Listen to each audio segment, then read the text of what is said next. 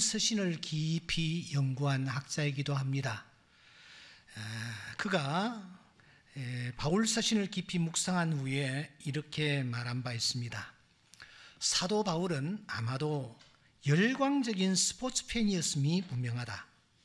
그의 서신을 보면 육상이라든지 복싱이라든지 레슬링 같은 운동 경기들이 자주자주 나타나며 운동과 운동 선수에 대한 예들을 자주 들고 있기 때문이다. 제가 이 글을 대하면서 잠시 이런 생각을 했습니다. 만약 그 당시에, 이 바울 당시에 야구라는 경기가 있었다면은 바울은 분명히 야구라는 경기도 예를 들었을 것이다. 왜냐하면은 야구야말로 인생의 축소판과 같기 때문입니다. 그렇습니다. 야구공 하나하나, 아웃카운트 하나하나가 던지는 교훈은 실로 무수히 많습니다. 야구가 인생의 축소판이다 라는 이런 말에 그래서 저는 전적으로 공감을 합니다. 그렇다고 해서 야구장에 한번 가본 적이 있는가? 결단코 없습니다.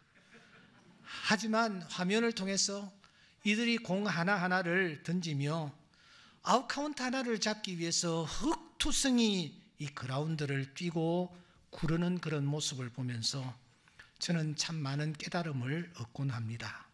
특히 이들이 그 그라운드에서 깨달은 한마디는 그야말로 울림이 큽니다. 여러분, 요기 베라라는 명포수를 아십니까? 양키스의 전설적인 명포수입니다. 이분은 이런 얘기를 했습니다. 끝날 때까지는 끝나지 않았다. 야, 이 명언이에요. 뭐요? 끝날 때까지는 끝나지 않았다. 이 야구는 9회 말 2사 후부터라는 말이 있지 않습니까? 바로 그 말을 이 요기 베라라는 선수가 우리에게 해 주었습니다. 뉴욕 자이언트의 투수였던 크리스티 매튜스는 승리하면 배울 수 있다. 그러나 패배하면 모든 것을 배울 수 있다. 그러니까 승리도 그 사람에게 유익되지만 만일 패배를 했다고 하면은 더 많은 것을 우리가 배울 수 있다. 그렇게 얘기를 했습니다. 오른손이 없이, 제가 사진을 보니까 여기까지가 있더라고요. 오른손이 없이 태어나 왼손이 하나로 10년 동안 내놓으라 하는 타자들을 요리했던 투수가 있습니다. 이 사람이 조막손 투수 짐 에보트라는 분입니다. 이 에보트가 이렇게 우리에게 놀라운 얘기를 합니다. 희망이 완전히 사라질 때까지 결코 불가능은 없다라는 말을 우리가 잊어서는 되지 않는다. 야구는 귀향의 게임입니다. 세 차례 주어진 죽음의 기회를 이용해서 무슨 수를 쓰든지 살아서 홈베이스, 집으로 돌아와야 합니다. 우리가 태어나는 순간 하루하루 짧아지는 인간이지 않습니까? 그런데 우리에게는 가야 할 길이 정해져 있습니다. 그런데 그 가야 할 길은 곳곳에 여러분 죽음의 지뢰밭입니다. 이 죽음의 지뢰밭을 요리조리 피해서 우리는 하루를 살아가며 일주일을 살아가며 그리고 오늘 이 자리까지 이르게 된 것입니다. 어떨 때에는 홈런처럼 대박을 낼 수도 있습니다. 하지만 안타라든지 번트라든지 볼넷이라든지 혹은 도루를 이용할 수도 있습니다. 어떨 때는 상대방의 실책이라든지 폭투 등의 우발적 행운이 나에게 따를 수도 있습니다. 그래서 야구를 가만히 들여다보면 정말 우리 인생사와 빼닮았구나 하는 것을 느낍니다. 이렇게 야구라는 것이 인생사와 너무너무 닮았기에 만일 이 바울 시대에 야구라는 이 경기가 있었더라면 분명 바울은 그 야구를 언급했을 것이라는 말입니다. 하지만 이 야구라는 것은 19세기에 이르러 비로소 생긴 경기였습니다. 바울은 이 야구에 대해서 알지를 못했습니다. 그래서인지 이 바울은 성경을 가만히 보면 그의 서신에서 그 당시에 가장 인기가 있었던 달리기 경주를 자주자주 언급하는 것입니다. 사도행전 20장 24절에 보면은 내가 달려갈 길과 그렇게 말하고 있습니다. 디모데후서 4장 7절에 보시면 나는 선한 싸움을 싸우고 나의 달려갈 길을 마치고, 고린도전서 9장 24절에 보시면 운동장에서 다름질하는 자들이 다 달릴지라도 너희도 이와 같이 얻도록 다름질해라, 그렇게 우리에게 권면하는 것입니다. 근데 이 달리기를 할 때는 또 여러 가지 변수들이 일어나지 않습니까? 그것을 바울은 이렇게 말하고 있습니다. 오늘 7절에 보시면 너희가 다름질을 잘하더니 누가 너희를 막아 진리를 순종하지 못하게 하더냐? 갈라디아 교인들의 신앙생활을 영적 경주에 비유하고 있습니다. 그들은 십자가와 비듬 무덤의 복음을 받아들이자마자 믿음의 경주를 경주하기 시작했습니다. 나는 뛸 때에 하나님의 기쁨을 느낀다고 말한 스코틀랜드의 운동선수 에릭 리델처럼 이들은 표대이신 주님을 바라보며 그분을 향하여 달리는 큰 기쁨을 맛보고 있었습니다. 그런데 바로 이들 앞에 큰 장애물이 나타났습니다. 할례를 최고로 생각하는 유대주의자들이 팔을 쩍 벌리고 열심히 달리기를 하는 이들을 가로막고 선 것입니다. 그들은 이렇게 외칩니다. 복음만으로는 절대로 구원에 이를 수가 없어. 십자가만 우리의 표대가 되는 것은 아니야. 율법을 우리가 지켜야 해. 우리가 할례를 받아야 해. 그래야 비로소 구원을 얻을 수가 있어. 의에 이를 수가 있어. 이렇게 지금 달리기를 하고 있는 선수들을 가로막고서는 이 사람들로 하여금 귀가 솔깃하게 만드는 것입니다. 이때 바울이 무엇이라고 그들에게 말을 하고 있습니까? 8절에 보시면 그 권면은 너희를 부르신 이에게서 난 것이 아니라, 너희를 부르신 이가 누구입니까? 갈라디아서 1장 2절에 보시면 하나님이십니다. 그 말은, 그 충고는 하나님에게서 난 것이 아니라는 것입니다. 그들의 그 충고하는 그들은 양의 가죽을 뒤집어 쓴 이리의 거짓 미혹이라는 것입니다. 그래서 주님은 사랑하는 제자들을 향하여 이것을 삼가하라고 말씀하셨습니다. 너희들이 세상을 살아갈 때에, 믿음 생활할 때에 특별히 거짓 선지자들을 삼가라. 양의 옷을 입고 너희에게 나오나 속에는 노략질하는 일이니라. 바울이 이 거짓 미혹에 현혹되면은 어떻게 된다라고 말하고 있습니까? 보라, 나 바울은 너희에게 말한다. 너희가 만일 할례를 받으면 그리스도께서 너희에게 아무 유익이 없느니라.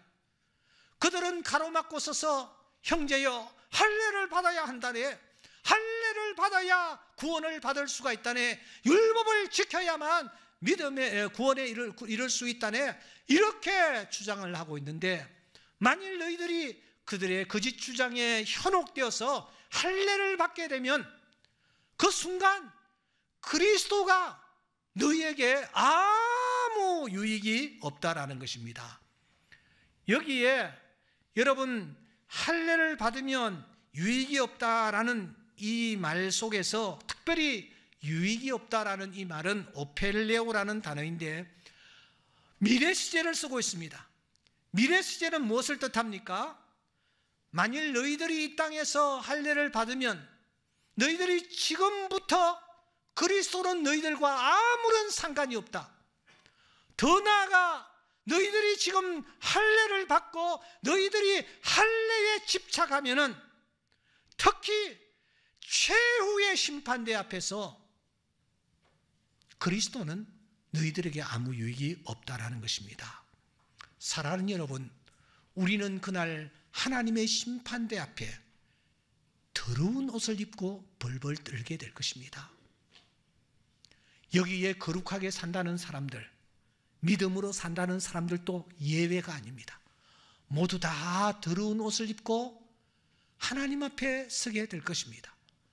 이 사실을 스가랴서 3장 3절 이하에서 우리에게 얘기하고 있지 않습니까? 대제사장 여호수아도 더러운 옷을 입고 천사 앞에 서 있었습니다.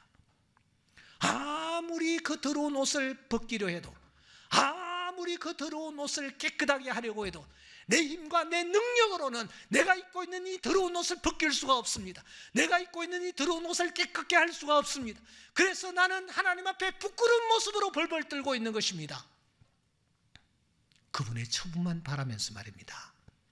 그런데 그분이 나타나셔서 말씀하십니다. 더러운 옷을 벗겨줘라. 그것이 바로 죄악을 제거하는 것과 마찬가지니라. 그리고 여기 이 자들에게 아름다운 옷을 입히라고 말씀하시는 것입니다. 그렇게 하게 된 근거가 어디에 있습니까? 나를 위하여 십자가에 못 박혀 돌아가신 예수 그리스도 때문인 줄 믿습니다. 주님이 나를 위하여 십자가에서 피 흘려 돌아가신 그 피의 공로로 내 더러운 옷을 깨끗게 씻겨주시며 내 더러운 옷을 벗겨주시고 새 세마포를 입혀주시는 것인 줄 믿습니다. 할례가 아닙니다. 그리스도의 피만이 내 옷을 정결케 합니다. 내 더러운 옷을 깨끗게 하는 것입니다. 십자가만이 하나님의 마음을 만족시키는 것입니다. 율법으로는 절대 구원에 이를 수가 없습니다. 율법은 썩은 동아줄과 같습니다. 더 깊은 웅덩이에 그 동아줄을 잡고 있는 나를 빠뜨릴 뿐입니다. 그래서 은혜에서 떨어지게 만드는 것입니다. 바울은 이 사실을 5장 4절에서 이렇게 말합니다. 율법 안에서 의롭다함을 얻으려 하는 자 너희는 그리스도에게서 끊어지고 은혜에서 떨어진 자로다. 그러므로 율법의 행위로 그의 앞에 의롭다 하심을 얻을 육체가 없나니 율법으로는 죄를 깨달을 부임이라. 그러면 유일한 해결책이 무엇일까요? 사랑하는 여러분, 6절은 굉장히 중요한 말씀입니다. 우리 다 같이 한번 앞을 바라보시면서 읽도록 하십시다. 그리스도 예수 안에서는 할례나 무할례나 효력이 없으되 사랑으로서 역사하는 믿음 뿐이니라. 아멘. 잘 안 들어옵니다.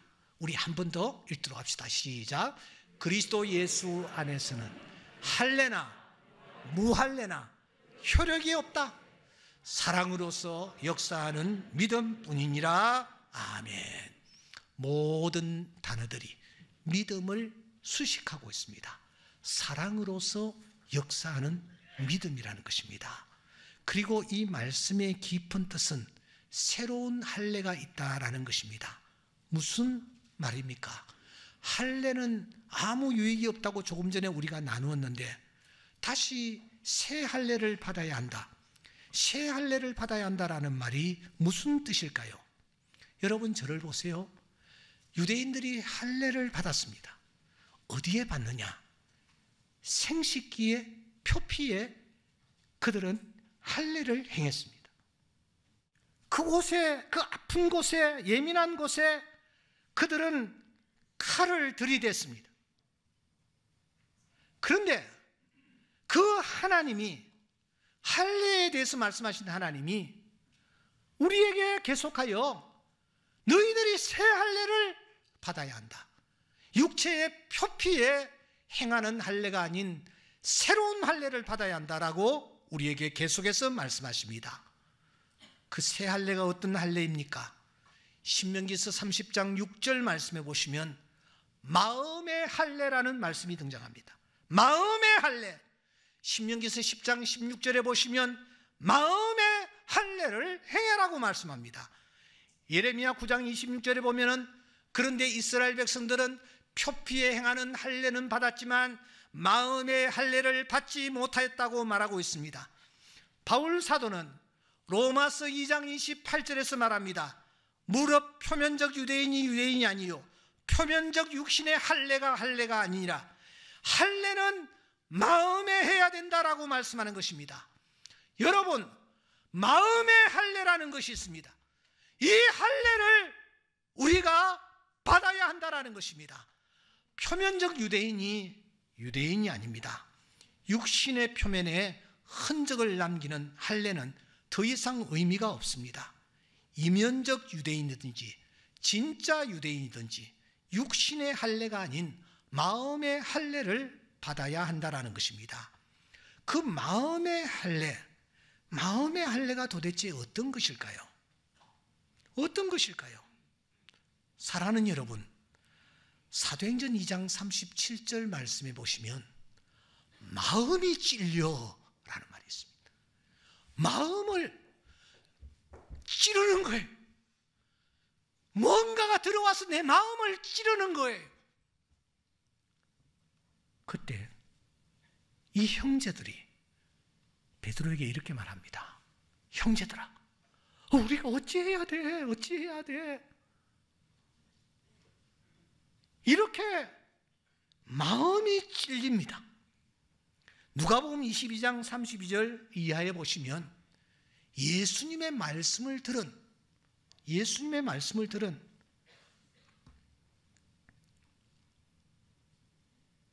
누가복음 22장 32절에 보시면 예수님의 말씀을 들은 제자들이 마음이 이상하게 뜨거워졌더라. 여러분, 마음의 할례가 나에게 가해지는 순간 두 가지 중에 하나의 현상이 나에게 나타납니다. 하나는 내 마음이 어떻다고요? 내 마음이 찔리는 거예요. 내 마음이 찔리는 거예요. 또 하나는 내 마음이 이상하게 뜨거워지는 거예요. 여러분, 마음이 찔리는 경험을 해보신 적이 있습니까? 마음이 이상하게 뜨거워지는 그런 경험이 여러분들에게 있나요? 마음의 할례를 받으면 이런 현상이 내 안에 나타납니다. 그런데 이 마음의 이 할례를 받는 이 현상이 나에게 나타날 뿐만 아니라 또 이런 경우도 우리에게 있음을 성경은 우리에게 보여줍니다.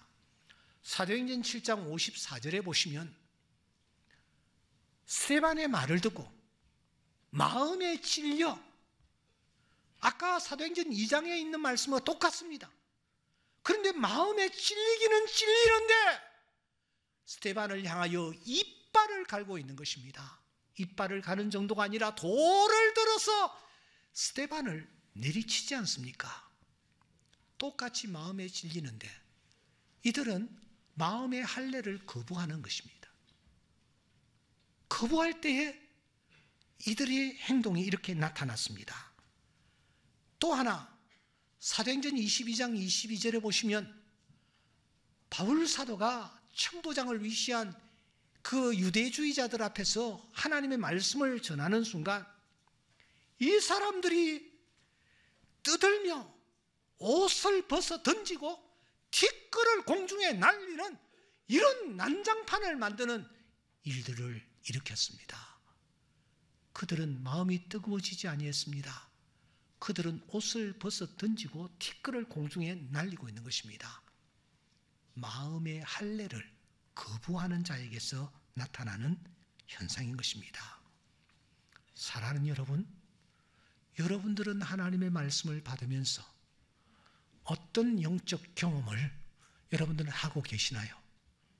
마음에 찔려 형제여 어찌할꼬 하는 탄식으로 무릎을 꿇은 적이 있나요? 마음이 이상하게 뜨거워서 다시 새롭게 살아야 되겠다라는 결단을 해보신 적이 있나요? 그렇다면 그 사람은 마음의 할례를 받은 사람입니다. 새 할례를 받은 사람입니다. 그런데 하나님의 말씀이 나에게 나타났을 때도 불구하고 마음은 찔리는데 오히려 더 거부감을 가지는 거예요. 말씀이 나에게 던져졌어. 그런데 오히려 떠들고 회방하며 티끌을 날리고 분위기를 난장판으로 만드는 거예요. 이런 자들은 마음의 할례를 거부하는 자들입니다. 그러면 좀 더 구체적으로 마음의 할례를 받는 자에게 어떤 일이 일어나는가, 어떤 흔적이 나타나는가? 첫째, 내 뜻이 아니다, 그분의 뜻을 쫓는다 하는 그런 태도로 살아가는 것입니다. 뭐요? 내 뜻이 아니다. 이제는 내 뜻이 아니다. 그분의 뜻을 내가 쫓아간다. 사도행전 16장 7절에 보시면 바울 사도가 비두니아로 가려고 애를 썼습니다. 그런데 이상하게 갈 수가 없는 거예요. 왜? 예수의 영이 허락하지 아니했기 때문입니다. 그래서 바울은 자기의 뜻을 포기하는 것입니다. 예수의 영이 인도하는 유럽을 향하여 그가 나아가는 것입니다. 이것이 마음의 할례를 받은 자에게 나타나는 첫째 징표입니다. 두 번째 징표는 이것입니다. 내 길이 아니다. 내 길이 아니다. 그분의 길을 걸어가는 것이다.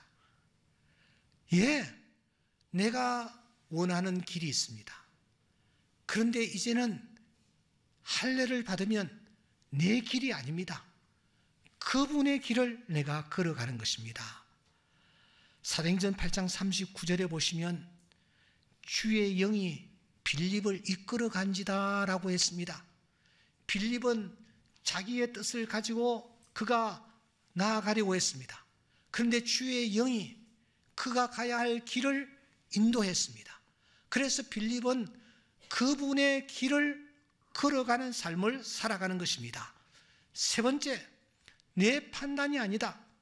그분의 판단에 맡기는 것이다. 여러분, 나는 판단합니다. 나는 결단을 합니다. 하나, 이제는 그분의 판단에 모든 것을 맡기는 것입니다. 사도행전 10장 3절에 보시면 고넬료가 등장합니다. 이 고넬료가 하나님의 사자를 만납니다. 하나님의 사자가 하시는 말씀, 그 생각, 그 판단에 고넬료는 모든 것을 맡기고 있는 것을 우리가 확인할 수 있습니다. 지금 제가 언급한 뜻, 길, 판단은 사실 마음의 영역입니다. 그 마음의 할례를 받은 자는 자기의 뜻을 죽이고 그분의 뜻을 쫓습니다. 내 길을 죽이고 그분의 길을 쫓습니다. 내 판단을 잠재하고 그분의 판단에 모든 것을 온전히 맡기는 것입니다. 이것이 마음의 할례를 받은 자에게 나타나는 중요한 표징입니다. 사랑하는 교우 여러분, 이 시간 저는 여러분들에게 도전합니다. 할례를 받아야 하는데 표피의 할례가 아니라 마음의 할례, 이 할례를 내가 받았느냐 하는 것입니다. 내 마음에 뜨거움이 있습니까? 내 마음에 찔림이 있습니까? 그래서 그분의 뜻을 쫓아 내 뜻을 죽이고 내 길을 죽이고 내 판단을 죽이고 그분의 뜻과 그분의 길과 그분의 판단을 따르는 삶을 살아가고 있습니까? 그렇다면 그 사람은 마음의 할례를 받은 자들입니다.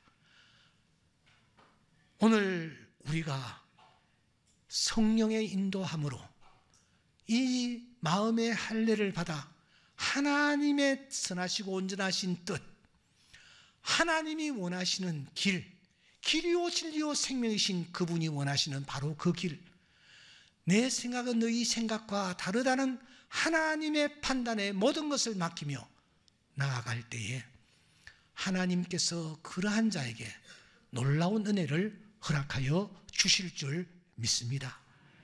오늘 우리가 이 세상을 살아갈 때에 여러분 표대신 주님만 바라보고 나아가는 은혜가 있기를 주의 이름으로 축원합니다.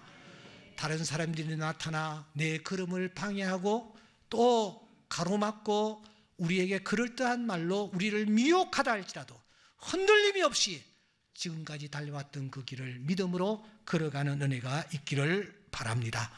너희는 이 세대를 본받지 말고 오직 마음을 새롭게 함으로 변화를 받아 하나님의 선하시고 기뻐하시고 온전하신 뜻이 무엇인지 분별하도록 하라라는 바울의 권면대로 늘 우리가 마음을 새롭게 하여 마음의 할례를 받고 하나님의 뜻, 하나님의 길, 하나님의 판단 앞에 복종하며 나아가는 우리의 하루하루가 될 수 있기를 주의 이름으로 축원합니다.